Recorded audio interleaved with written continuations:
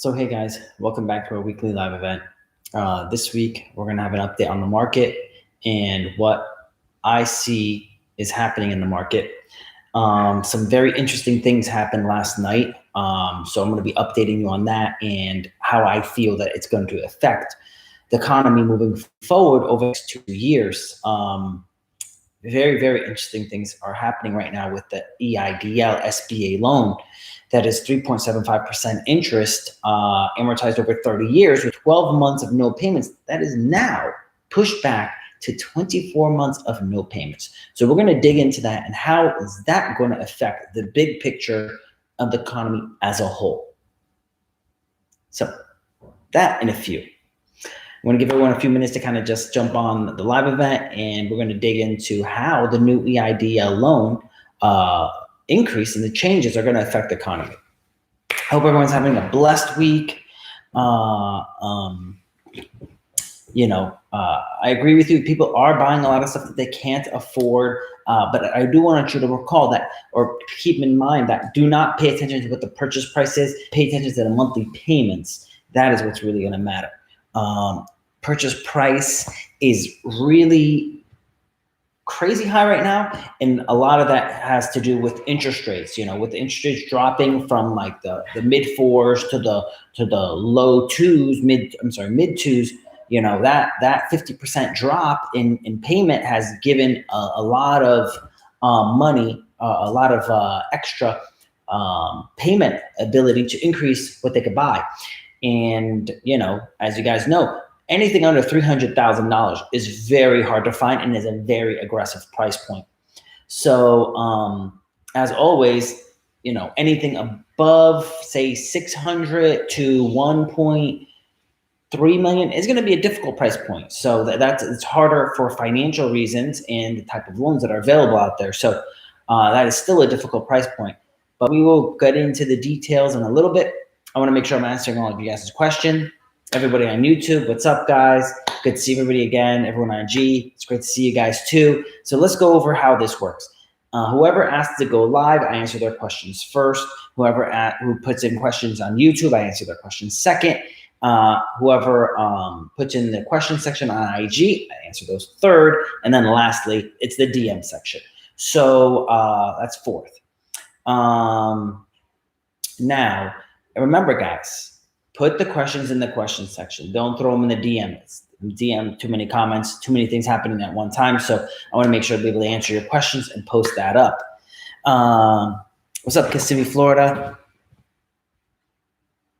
This video, it's not bad. So I hope you guys are doing good. Thanks for all the love on YouTube, all the likes, all the follows on IG. I really appreciate you guys. It's a great way to show your love and appreciation. And I thank you guys for that. I love being able to help you guys. So first flip tips. I usually don't flip on first. I usually do burr method my first property. So if you're going to burr, make sure you find a great area, right? Because if it's not a great area, you can't push the rents up. If you can't push the rents up, you can't push up the values, so you're not going to be able to burr. So location is key. Being able to increase the rental amount is key, the price of the rent. So I'm looking at a property now, and the 2-bedroom is renting for $1,400.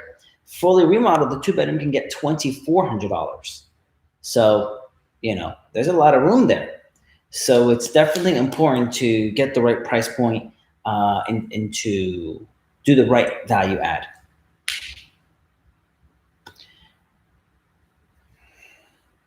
So Oscar on YouTube says, "Hi, we spoke with Chantal.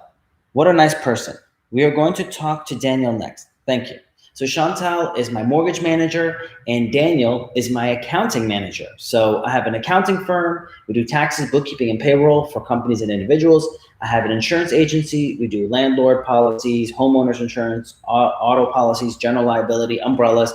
And we also have a mortgage company. We do 1 to 4 family purchases and refinance. So if you're looking to buy a home, buy a rental property, refinance your house, your rental property, DM us. We'll be happy to help you. I've been doing this since I was 19. I got into 19. I started working at the bank. I worked at accounting firms. I did basically everything in the world of finance. I've been buying real estate since I was 19 years old as well. Saved up all my money, started working in construction at 14. So A to Z construction, finance, we do it all. And we actually we target real estate investors because we do it every day. We're in it every day. We know exactly what's happening, so we can give you real facts on what's happening in the market. So yeah, again, guys, put your questions, and thanks, Oscar. I appreciate you using our company. You know, again, another great way to show the love for all the free content we put out there in education. Anyone who buys my course, I think the course is like $397. When you buy the course, and then you do a refinance or a purchase loan with my company, we give you back the money for the course. The goal for the course is to educate you guys and to help you bring you to the next level. So when you're getting to the next level, you're gonna need our help with mortgages, refinances. We got super competitive rates. So not only are you gonna get a great price, you're also gonna get the money back for the course. Most people make mistakes that they do not know that is a mistake until it's too late, and then it takes about 2 years to fix that mistake. So avoid that mistake, learn up front, do the right thing up front, and you're gonna be able to be successful. So, all right. It's weird because I can't see, tap the response to show it on the screen and share with others. I can't even see what the question says though, because it's in white. How do I start a real estate business in India? The same way you start real estate in any country, right? Real estate is like buying and selling cars. You're buying and selling real estate, right? You have to find a great location that has a property that is underutilized and that you can add value to the property, make it better, so you can increase the rents, and then you'll be able to get a bigger loan. It doesn't matter what the interest rate is in your country, because in America, interest rates for homes right now are around 3%, low 2s, sometimes 3s. In India, they're like 12%. But again, the cap rates for properties are 5 to 6 in America, where cap rates in India are around 15 to 18. So your spread is the same. So your profit margin is the same. So you got to keep that in mind. How can I start at 19 years old? I started when I was 19 years old. It's about saving your money, finding a good deal, and buying in the right area. All right. So Barry wants to go live. I'm going to answer Barry's questions, and then I'm going to go into today's topic, which is really key because it's what I found out last night is really important.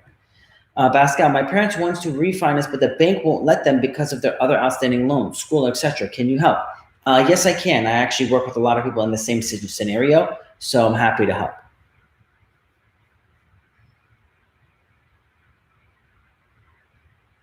For some reason, the live is not working. I'm trying to add people, and it's not working right now, so this is kind of frustrating. But we'll try to make do. Hello, how you doing? Hey, what's up, buddy? What's up? I've been trying to, I've been trying to get it. I'm 19 years old. I'm 19 years old, and I really want to start my own real estate business. Okay. All right. Go ahead with your question. I had a mentor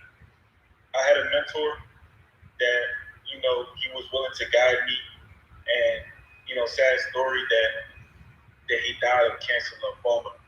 Wow. But I'm going through real estate school now, and I finished it.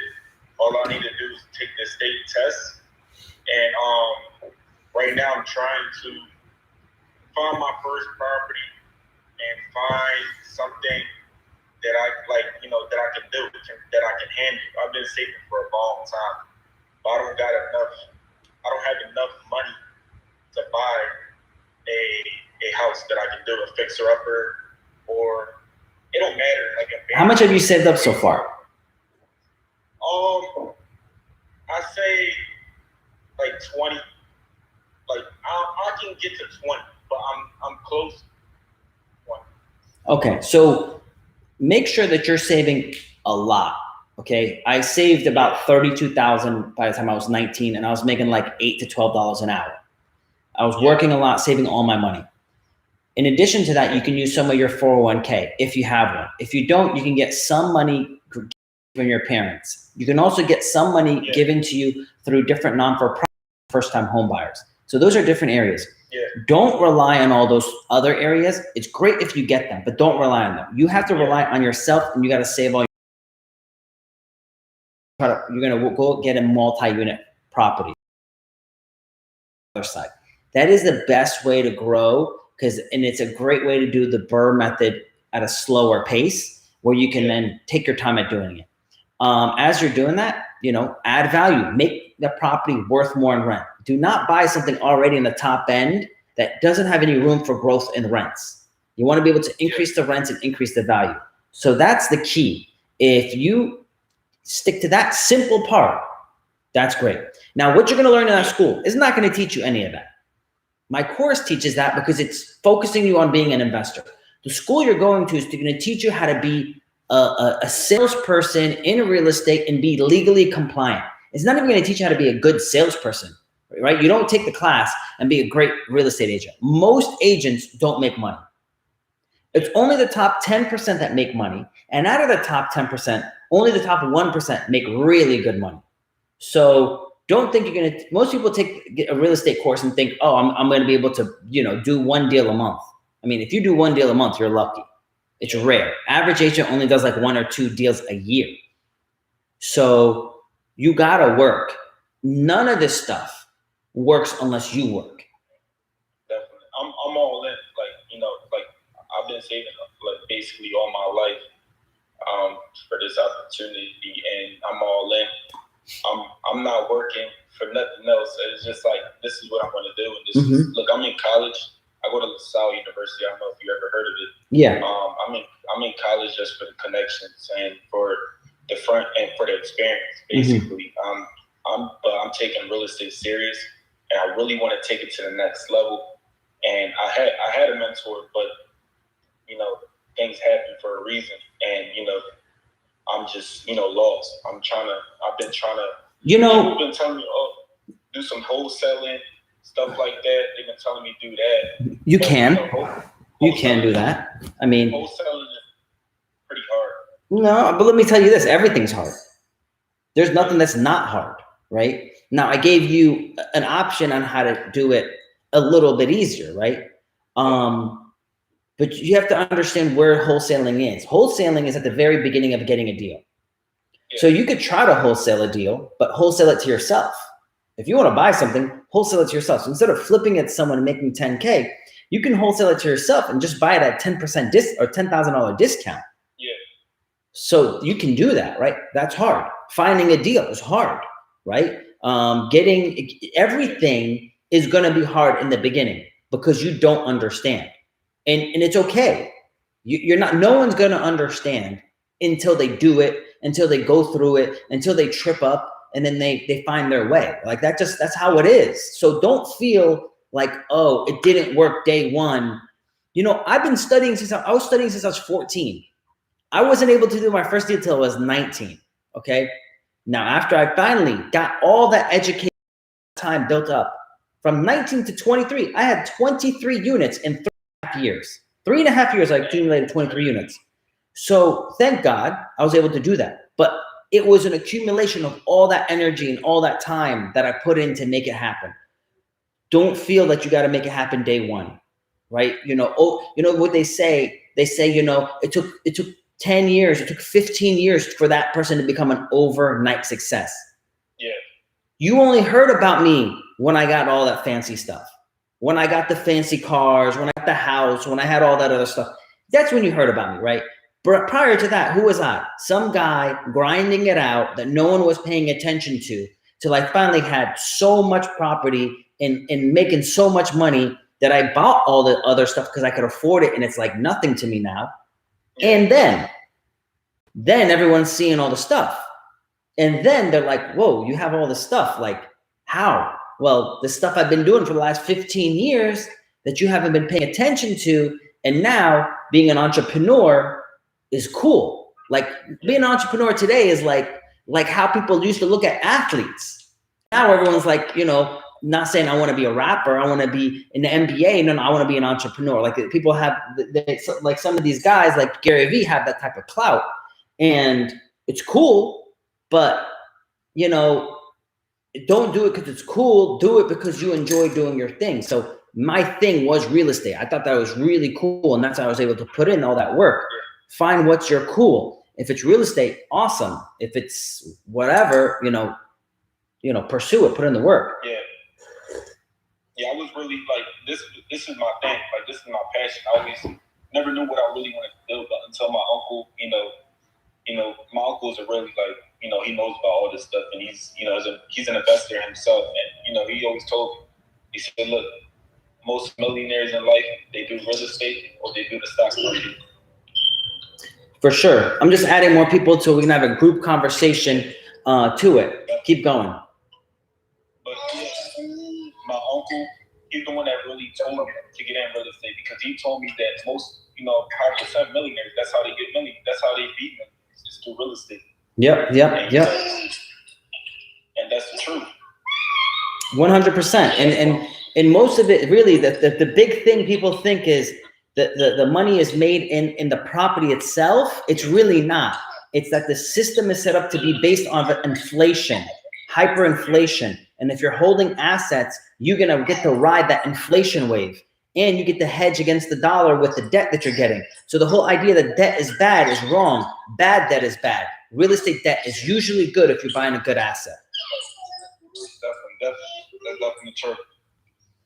Yeah, so I'm just trying to find my way through that. Once I get my first, type of investment property, it goes on. For sure. So again, save your market. That's the number one thing, because you don't know what's a good deal unless you don't know it. I really do appreciate it. Thank you. You're welcome. Awesome. Nice talking. Hi.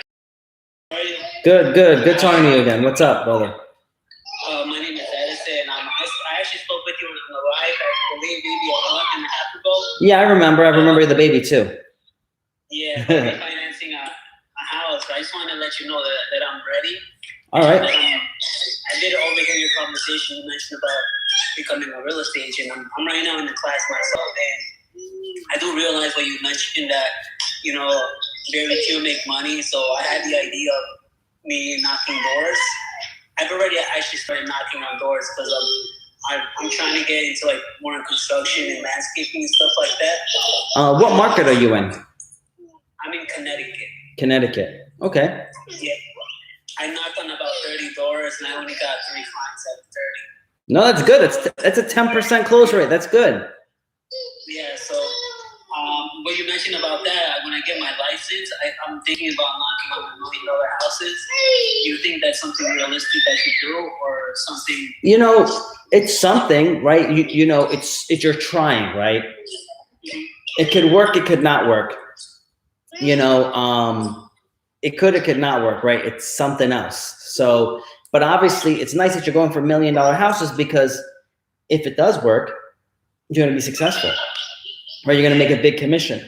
And just so all you guys know that are looking to get into business and that are all thinking you have to be realtors, I don't have my real estate license. I was never a realtor. I never liked the idea of being a realtor. I have a mortgage company, insurance agency, and accounting firm. So anyone that wants to get into the business and wants to make money on commissions, DM me. You can look into becoming actually a mortgage broker and working for my firm. And instead of you going out, and everybody you know is a realtor already. Most people you know are realtors. So why don't you become the one person that's a mortgage broker? You could be that one person that all the realtors sends deals to. So now you got a whole bunch of realtors sending you deals, and you're doing mortgages for them. And you get a commission for that. I know most people don't think about that. They don't understand, like they just think about the sale, but they have to get a loan. Why don't they give it to you? Right? Makes sense. I had the idea maybe if I get more clients down the road, because I did get this one client. His house is 1.5 million. Yeah. I'm doing weekly mowing for it, and I'm also going to do spring and fall cleanups as well. I was thinking about also letting the owner know, like, hey, if you ever think about selling the house, I'm in the process of getting my license. I got one better for you. Sometimes people sell their house, but a lot of times people refinance their house.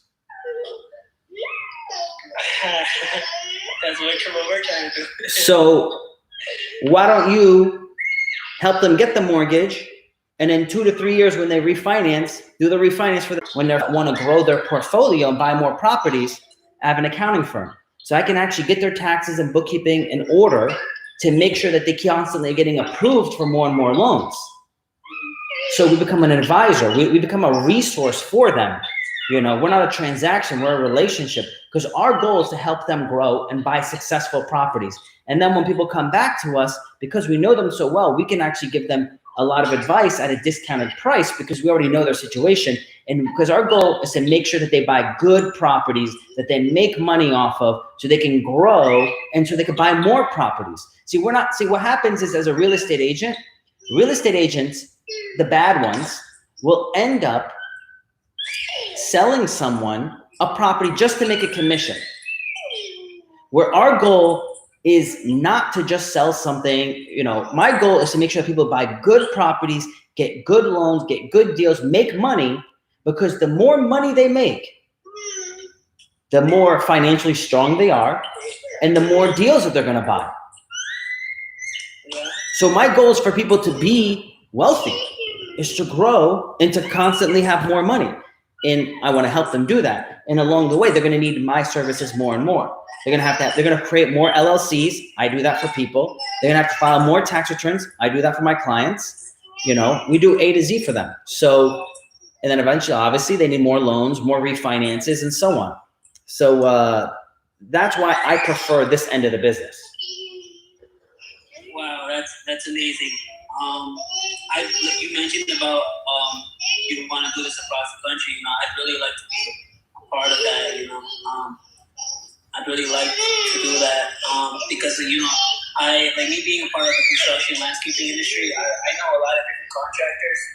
They make tons and tons of money, but they don't know how to actually invest their money, or they don't actually have their LLCs structurally correctly. Correct. So oftentimes they pay huge sums over to taxes and everything, and they don't really know how to save their money in taxes. I saved this guy $25,000 in taxes this year. And I'm like, why are you paying all this money in taxes? And he's like, well, this is how the other guy did it. And I'm like, well, did you actually find other people, you know, get advice, try to find something else? And he's like, no. Then after I did it, saved him $25,000 in taxes, he asked the other person, like, why didn't you ever say anything? The other person said, you never asked. So as I tell a lot of my clients, most other people that are tax preparers and accountants, CPAs, they just prepare your taxes. They're not advisors. They're not mentors. They're not showing you the path. So when you come to my firm, we do a full review to say, this is what you're doing. This is your result. And in 10 years, this is where you're going to be. But if you make these changes, these little changes along the way, in 10 years, you'll be here. So it's those tiny decisions with a good advisor is going to be able to take you to the next level. Okay. Wow. Yeah. I just have one more question. So I invested in crypto as well. Mm-hmm. I invested about I believe about $1,600 to $1,800. Okay. And my account's right now at around $8,200. Okay, that's awesome. Would you suggest I sell it or hold on to it more long term? Because I feel long term it's going to be a lot bigger, but at the same time I'm thinking maybe that money I could use it for right now, maybe for like even use it as a down payment, maybe for some sort of property down the road or. So I'm going to touch on two parts. So guys, this is what's going on with crypto and taxes. If you buy crypto, that's not a taxable event. But if you sell crypto or you trade one crypto for another crypto, that is a taxable event and you have to put it on your tax returns. So say you buy Bitcoin and then you sell your Bitcoin and you trade it for Ethereum. That's a taxable event and you have to put it on your tax return. And we get our capitalism from, okay? Capitalism. We're constantly making more capital. We're constantly growing, right? Well, the issue we're having now is we're not a capitalistic country anymore. We're under a creditism system. Creditism literally means we're based off of credit. So the more credit that is pumped, that is backed by growth and real assets, will create more growth in our system. Will make our economy grow. This is similar to Japan. It's similar to Germany, right? It's similar to those other older established countries. It's not net positive, right? It's actually not a good thing. It's going to create hyperinflation. It's going to create a huge wealth gap. It's going to create all these problems, right? Rich is going to get richer, poor is going to get poor. And it's going to be significant, like a major difference. You're going to see super uber rich, right? Like the next trillionaire is probably going to happen in the next 20 years, right? Like when everyone's like, oh my God, billionaire. No, there's going to be like trillionaires. So it's a problem for the poor. It's a problem for the middle class, right?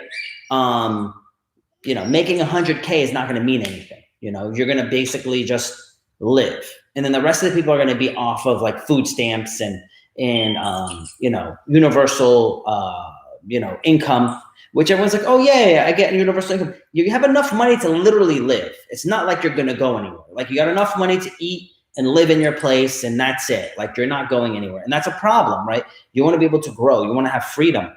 You're going to basically be a slave, and they're going to make you do whatever they tell you to do, or they're not going to give you any money.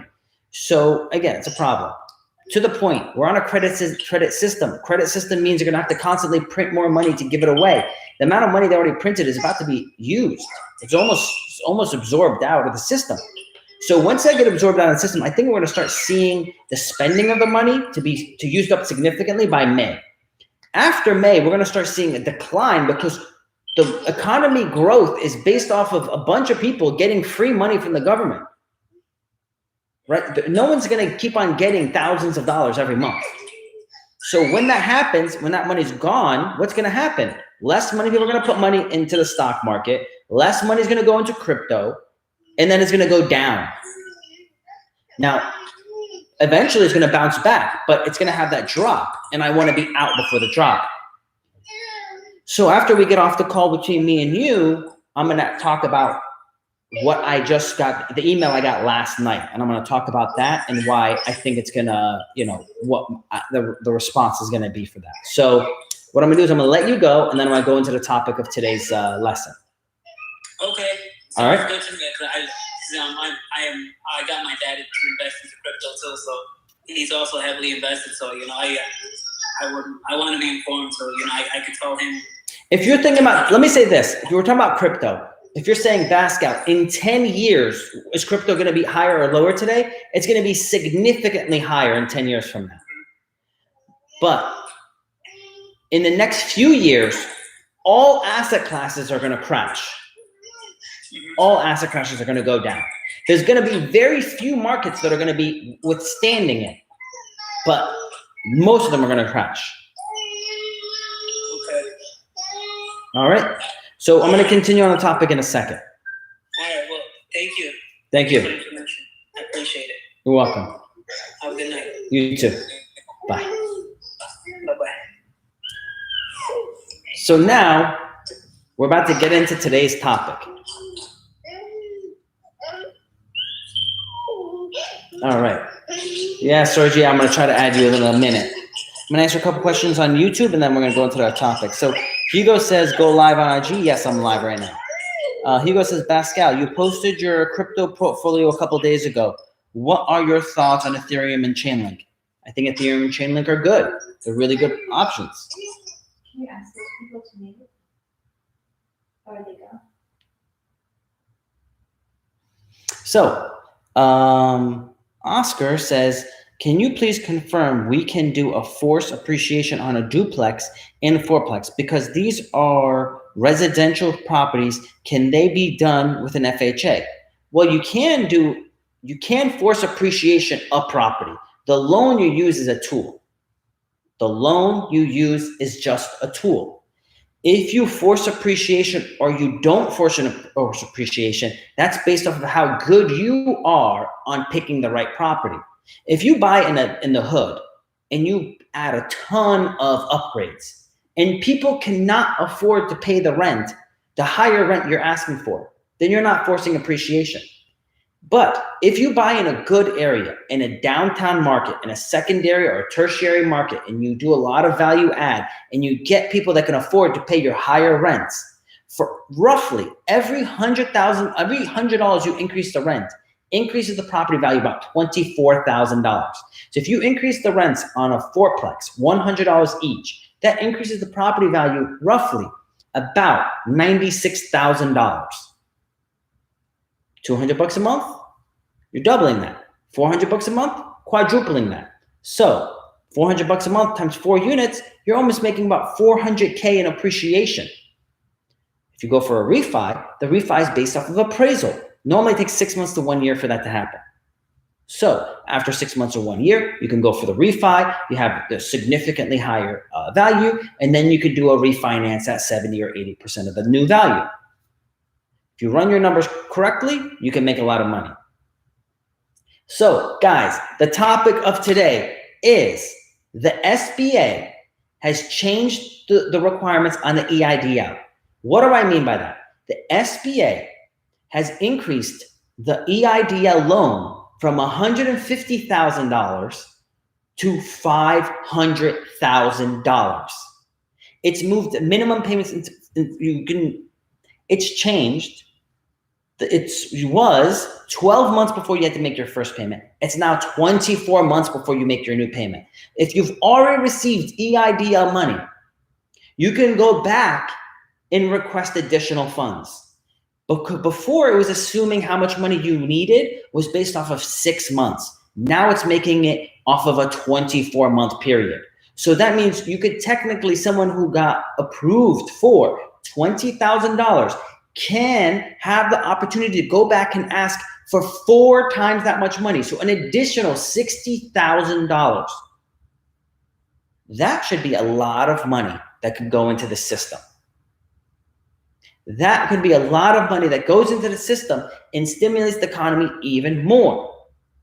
So where I originally thought prior to this coming out that May it's going to go down, I still see the economy can still get pumped up even more to about maybe September of this year. So I'm going to say now my projection based off of what's happening with the additional money going out into the system, with these businesses getting additional money, additional spending, additional stimulus. I was thinking the stock market was going to start declining and the crypto market was going to start declining in May of this year. But now, because again, they just put out a ton of money with this extension of the program. We're looking at probably September this year before we start seeing major effects in the crypto and the stock market. After that point, we're going to start seeing effects in those markets. We're also going to start seeing effects in the real estate market as well. The real estate market at that point, we're going to be able to have the foreclosure lift, the eviction lift, the ban is going to be lifted, and it's going to start having some effects at that point. 2022, we're going to have more of that happening. And 2023, we're going to see the major effect of what's going to happen in the market because the full ban should be lifted and they should,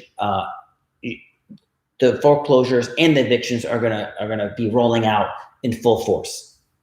So that was very surprising to me. I was up at 1 a.m. last night, this morning, applying for those additional funds. I was applying for additional funds on all my businesses because I got the EIDL, as you guys remember, a year ago. I got a significant amount of money and I applied for the additional money because if they're going to give me a 30-year mortgage at 3.75% that I can use towards my business to help with the operating expenses and stimulate things, I will take advantage of it, you know. Just remember, do not spend it on anything you shouldn't be spending it on. It should be on your business. Okay? So that's going to cause a significant amount of stimulus in the market. It's going to cause prices to go up, and it's going to keep holding them up, right? Right now, it's being held up. We need to understand our economy isn't strong. If it's strong, it would stay up by itself. It is not staying up by itself. It is being stimulated and supported. The second the money goes away, a little bit, the support's going to go. And if the market cannot support itself by good jobs that pay well in a strong financial system, like a banking system, if we don't have that, as it goes away, the market's going to drop with it. Be careful. If you're in deals, finish your rehabs, refinance to long-term, low interest rate, low payment loans. And you'll be able to bear the storm. That's what I'm doing. You should do the same thing. Now I'm going to get back to answering your questions. To answer Edison, he said, where can I apply for this mortgage? DM me and I can help you with that. DM me mortgage and we can help you with purchases and refis. DM me taxes if you need help with your corporate or individual taxes and bookkeeping. And if you're in Florida and you need help with your insurance to save money, because we're going through a crazy rate increase with insurance in Florida. So DM me insurance if you're in Florida and we'll help you with your business, personal, landlord, and all of your insurance policies. I got YK says, once stimulus goes, foreclosure and eviction start, that's when it starts. That is correct. Once this support isn't there, everything's going to start dropping. Okay? And that's why who has cash is going to be king. All right, guys, who wants to go live, submit to go live. I'll answer your questions. Alfred on YouTube says, great info. Thank you. Thank you for all the thumbs up, the love, the hearts. I appreciate you guys. And again, send a little kite to your friends. Invite them to go live with us and join us.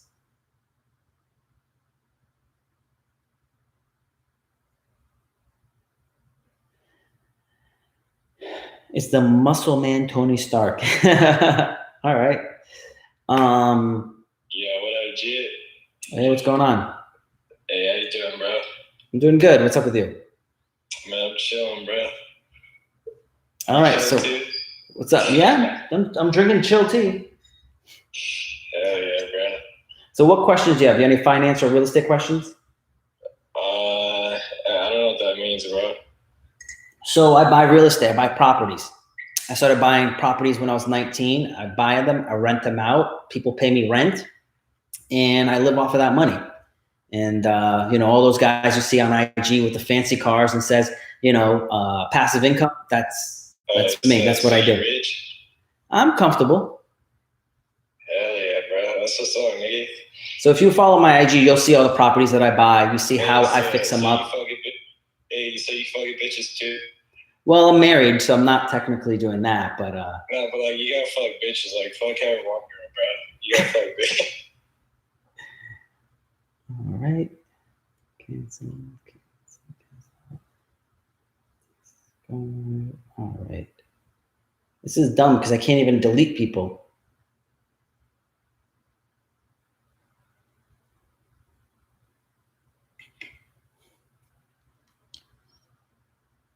All right, we're back. All right. So,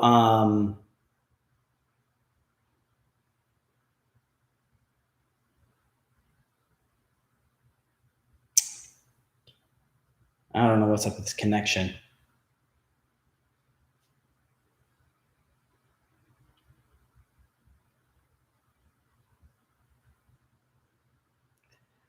It is warm. Did you turn off the AC or something? No. So it is very hot. All right, guys. Oscar says, will your accounting firm help with PPP and EIDL? Do you think we can get that money on our Airbnbs? It is possible that you could if you properly established your companies and you, request the funds. All right, Sam.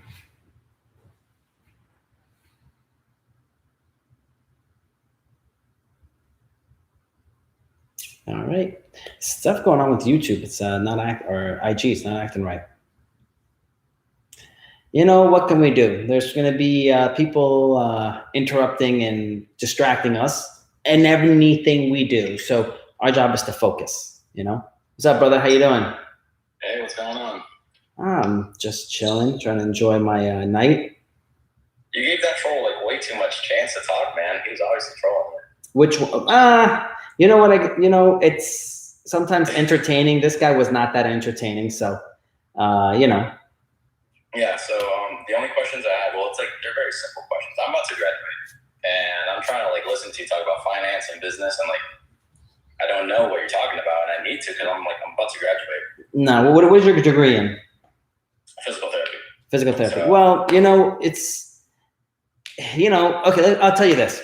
I have a finance degree, minor in mathematics. I got a second degree in accounting, minor in economics and international business. You leave school and you do not know any of those items. You go to accounting, you get a degree in accounting. So you spend 5 years. You cannot prepare a tax return. You don't know how to do books when you leave.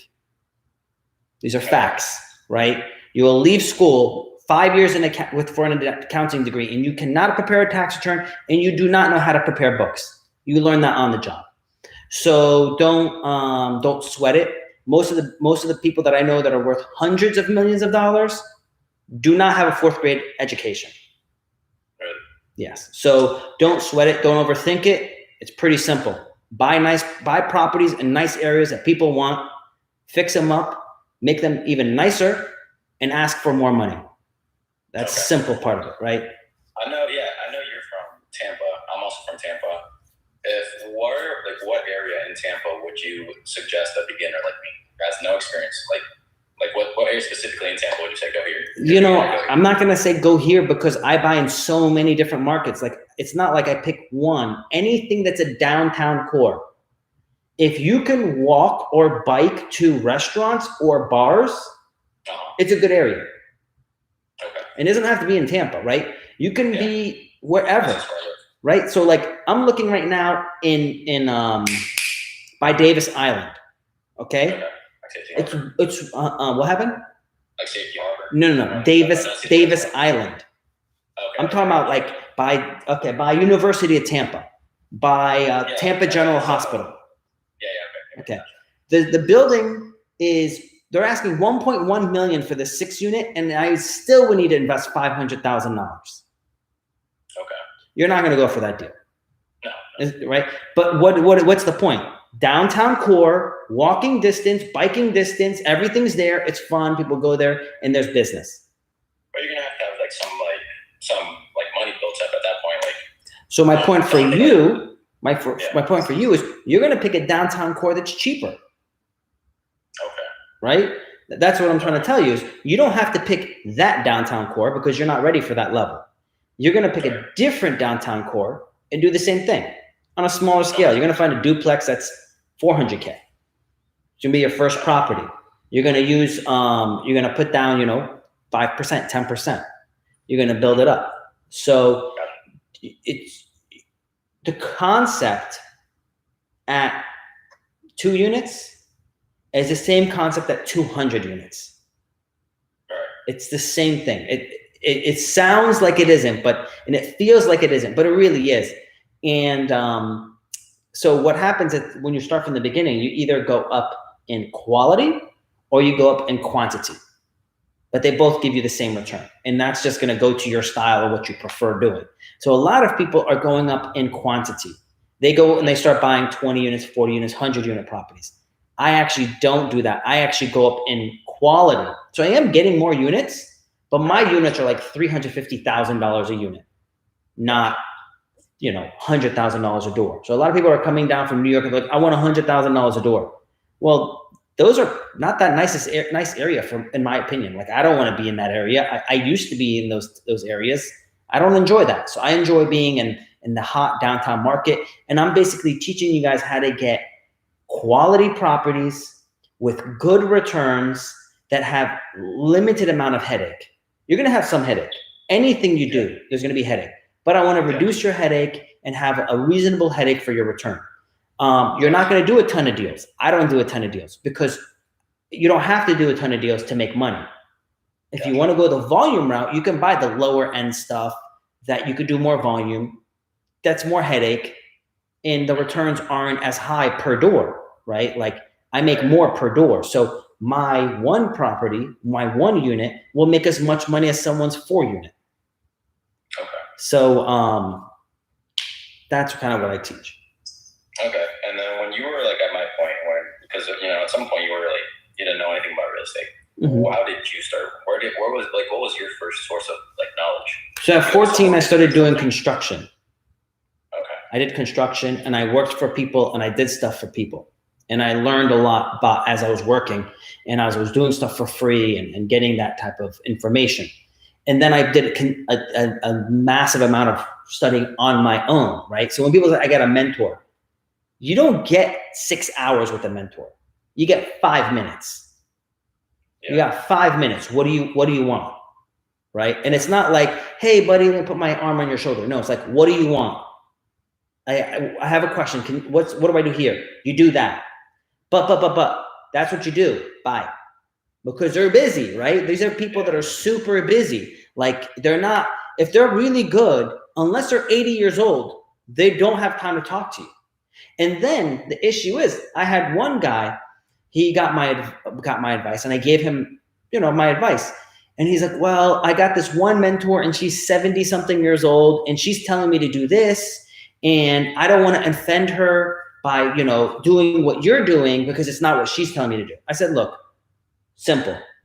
Call her and ask her, what do you think? This is what the guy said, and this is his logic. She told him, and I told her, and before I finished, I said, she's doing what she's doing because she's 75 years old. That's not what you do when you're 35 or 55 years old. Right? That's different. 75, you're buying properties and only like 30% or 20% of your portfolio has debt on it. Yeah. Unless you're like a multi-millionaire or a billionaire, then you probably have more debt, but you're still like 50-50 maybe at that point, right? That's not what you do when you're your age. So he went and he told her exactly what I said and my logic and so on. And she's like, he's right. So also keep in mind, who is your mentor? You don't also want to get a mentor that is like 8 levels ahead of you where you're like, I don't even understand what language you're talking. Because if I open up a physics book and I said, this is physics and this is how you calculate your pendulum, you're going to be like, I don't understand anything you're saying. You should be on like college algebra, right? Like your basics, and you're building your way up. So know your level, know your position, and try to find out the next 2 to 5 positions ahead of you, not 50 positions ahead of you, right? Now, where I'm at with my company is we have people that are in the beginning and we have people that are advanced, and our clients are all in between because we have services for each level of these clients and we cater to their needs. So that's how I can still keep in touch to say, no, condos still suck. Like the numbers just don't make sense. I've always said condos suck, and 99.9% of the time, they do not pull a good return. The 1% of the time is one with the clients that I've had in my own experience. I bought a condo in Eastlake for $28,000. That was was at one point in 2008, $150,000. Okay. So I'm going to make money, right? I bought it for pennies on the dollar. I'm going to make money. But if you actually have regular pricing for those units, right? Now those condos right now are going between 120 to 150. Well, you look at the rent you're going to get for the amount you're going to pay for it, and then you put in the condo fee and all these other expenses, you're not making any money. Gotcha. So, okay, gotcha. Just one last question. I only have one more question. So I graduated about 3 years. I'm gonna be like probably like 100 in debt. Okay. 100K in debt. What are you going for again? Physical therapy. Physical therapy, and you're going to be a physical therapy or physical therapy assistant? No, like the actual doctor of physical therapy. Cool. So I'm gonna make about 100 a year. Okay.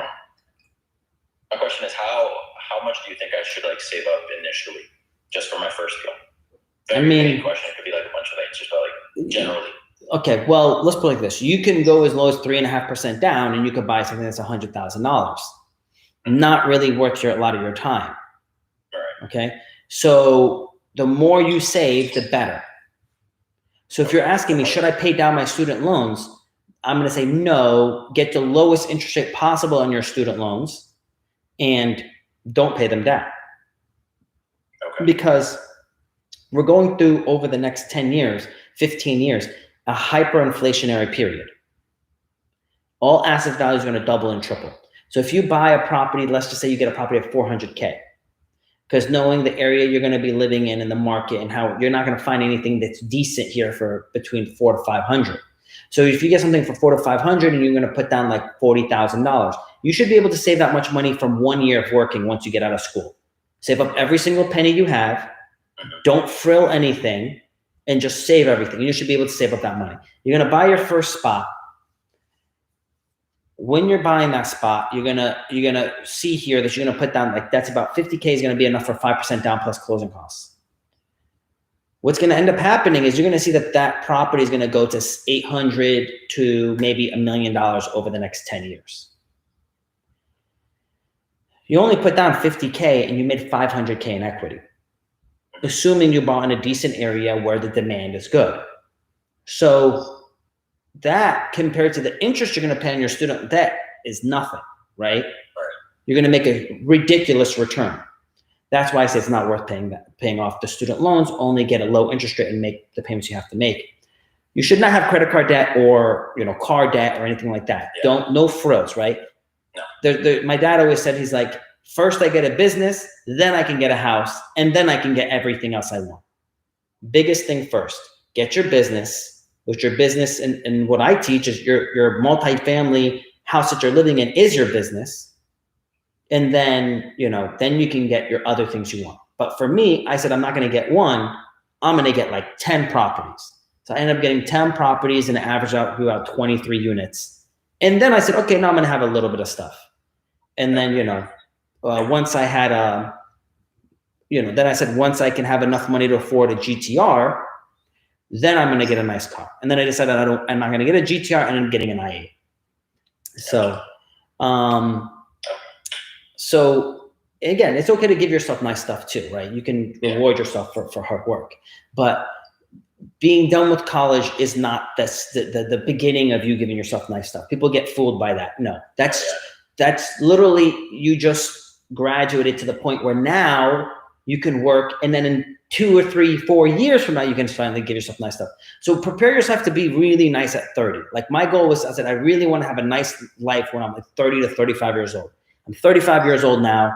I can basically have whatever I want. And it's nice having that ability, but I'm still in the same position. I like doing deals. So I'm like, man, if I go get that really, really nice car, it'd be nice, but I'd rather spend that 500K on another sick deal that comes up, Oh, yeah.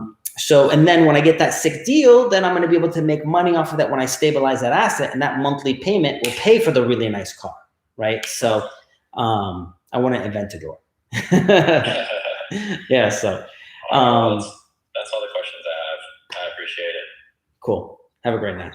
Have a great night.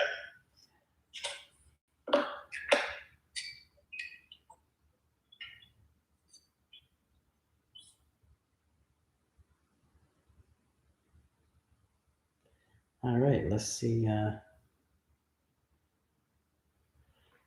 Let's see if we can make this work. This is gonna be the last live. I'm gonna make it a group live, just so we can, answer as many questions as possible. It's getting really late, so I'm gonna get to bed.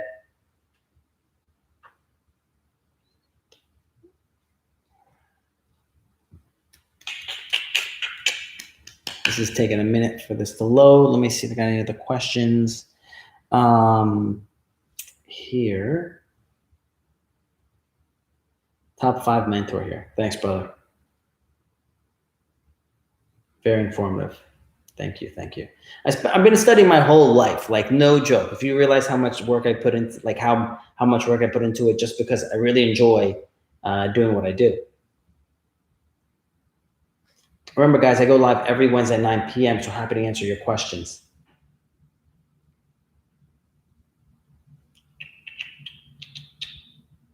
Definitely quality over quantity. Near Ybor City. Ybor City is not bad. I mean, it has good parts to it, has bad parts to it, so be very careful. Make sure you're being very compliant, because there is a council that watches over that area, and you have to definitely comply.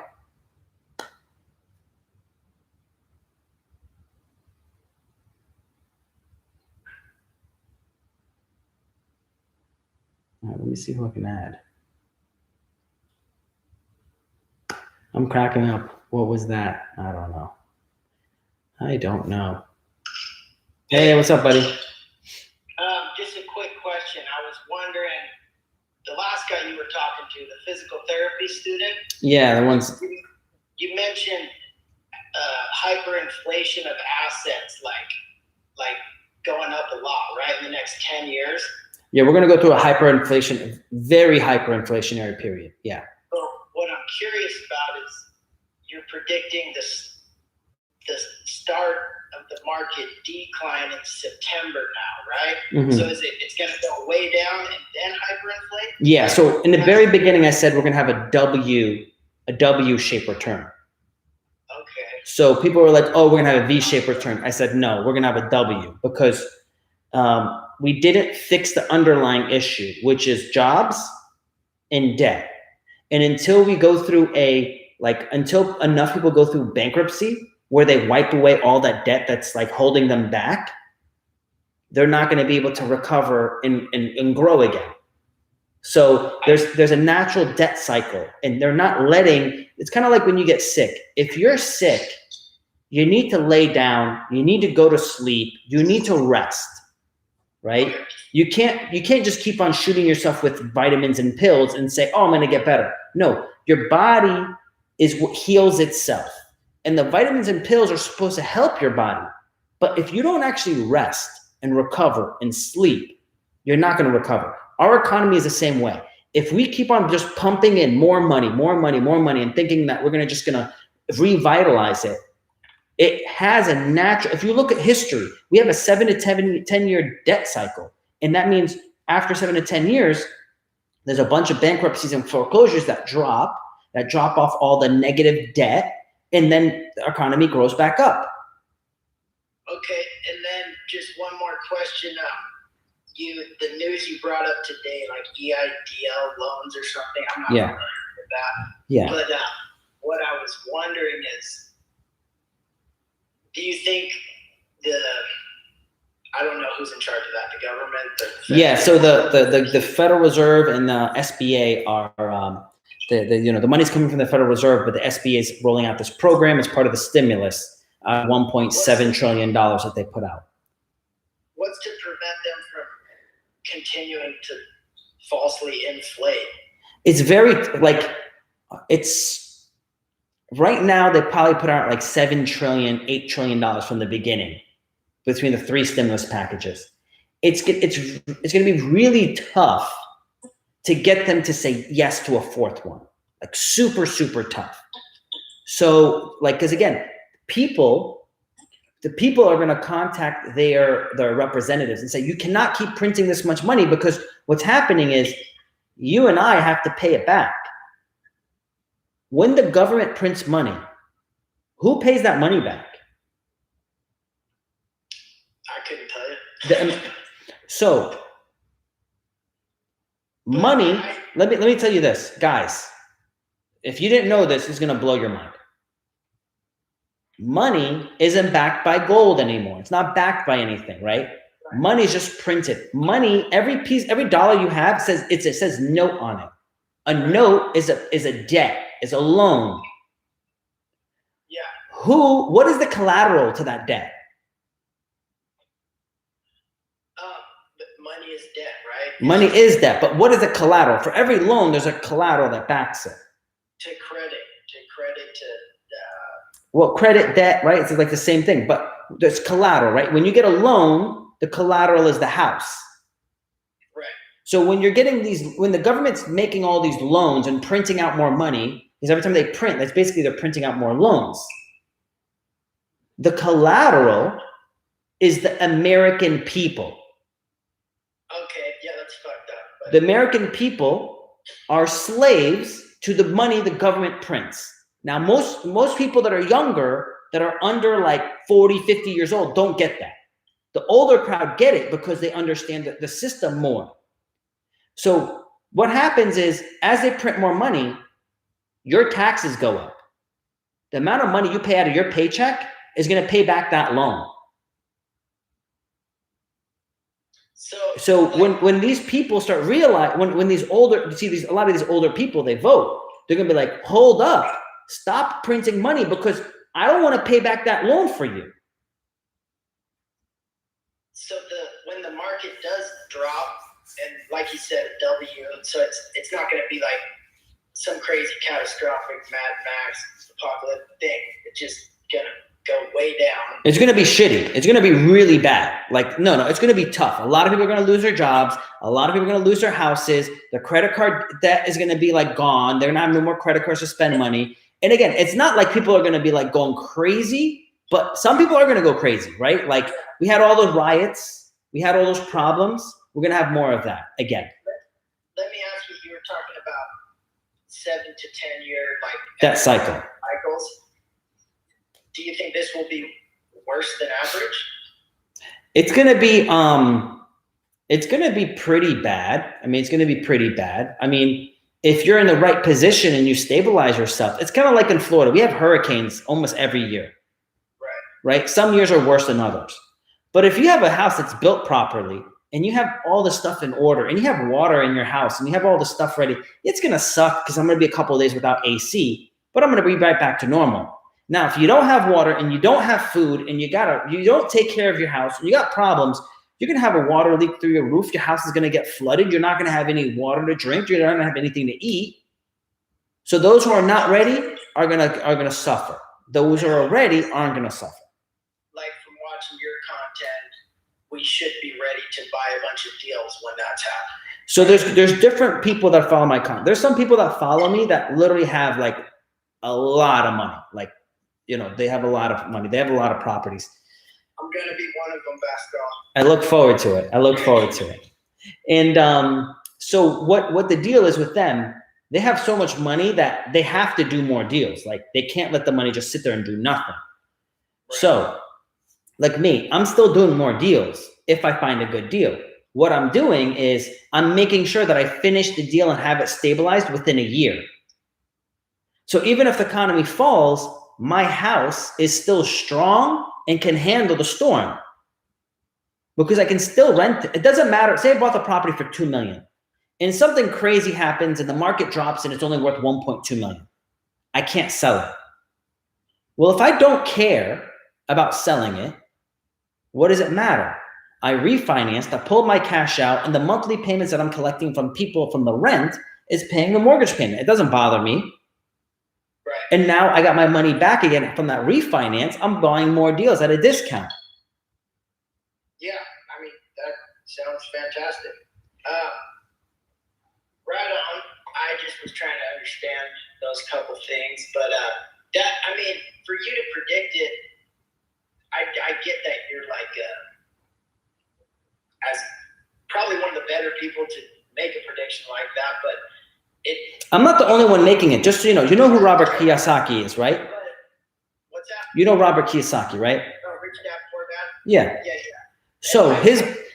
Robert Kiyosaki is an investor. He owns multiple different companies. He has partners. So one of his business partner handles the real estate division. That guy has 7,000 apartments. Okay? Can't you anymore? They're working on buying some and they're selling some. That guy also says we're going to have a major correction. And it's going to be this year? They believe it's going to be between now and 2023. We're going to see the issues, right? Like you can't predict the future, right? But you can say like, it's likely this is going to happen. It's kind of like, it's like saying this, like your doctor sees your chart and says, wow, you got stage 4 cancer. Are you going to live for 6 months or are you going to live for 16 months? I can't tell you that, but you don't got much longer. And the more it gets pumped up, the harder the crash is going to be. Right? Yeah, the harder the crash is going to be unless something crazy happens, right? Like, but the thing is, as long as the farther you kick the can down the road, the worse the problem is going to become. and the bigger the wealth gap is going to become. Just out of curiosity, do you listen to Peter Schiff? Yeah, Peter Schiff. Yes, I do. I'm actually going to be seeing him at the cruise, at this. I'm going to an event in Belize. Peter Schiff's going to be there. Robert Kiyosaki's going to be there. Robert Kiyosaki's accountant's going to be there. Robert Kiyosaki's apartment partner is going to be there. All those guys are going to be there. It's just like rich guys hang out or what? And it costs. It's you know what they say in the Bible. The Bible says iron sharpens iron. So I'm looking to be like sharp, you know. Right on. Cool. Well, I think that's all I got. Thanks for the content. I appreciate it. You're welcome.